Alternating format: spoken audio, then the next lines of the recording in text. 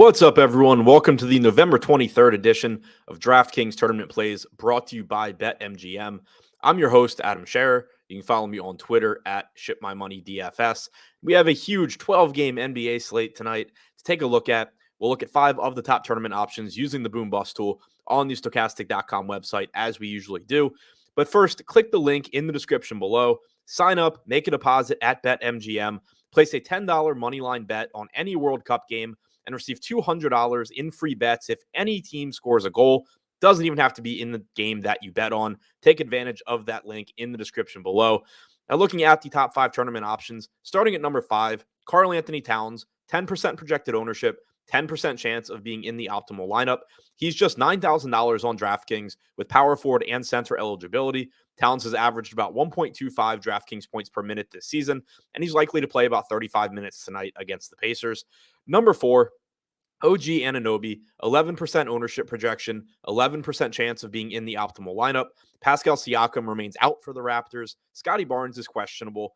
In 6 games this year where Siakam has been out and Van Vliet has played, Anunoby's averaged 1.01 DraftKings points per minute with a 24% usage rate. It's likely that we see him take on a bigger role if Scotty Barnes sits as well. Number 3, John Wall, 9% projected ownership, 12% chance of being in the optimal lineup at $5,800.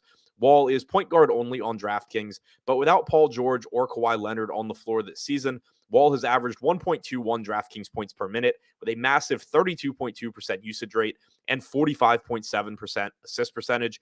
We don't know exactly how many minutes he's going to play, but we have seen him play alongside Reggie Jackson recently when the Clippers are shorthanded, and he's been really, really good on a per-minute basis without George or Leonard on the floor this season. Number 2, John Collins, 11% projected ownership, 13% chance of being in the optimal lineup tonight. He's $5,600 with power forward and center eligibility. Collins has averaged 0.85 DraftKings points per minute this season, but we have seen his playing time trend up recently. He played about 34 minutes last game. That was a game where DeAndre Hunter was out. But in the previous game, Collins played 34 minutes again, and he fouled out well before regulation ended.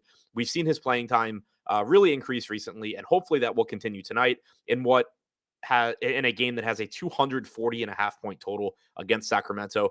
And number 1, Jalen Smith, $5,000, one of the most frustrating options in DFS right now. He frequently either destroys his salary or greatly underwhelms. He's coming off of a very disappointing game his last time out, where he only played about 18 minutes. He started the game, didn't play it the rest of the first half, started the third quarter, didn't play the rest of the second half. We saw the Pacers go to some smaller lineups, but Smith's likely to be helped by the matchup against Minnesota tonight.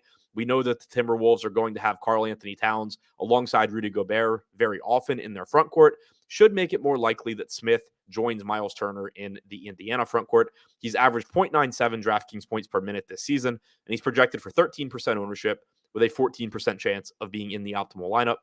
So to recap, the top 5 tournament options as things currently stand: number 5, Karl-Anthony Towns; number 4, OG Anunoby; number 3, John Wall; number 2, John Collins; and number 1, Jalen Smith.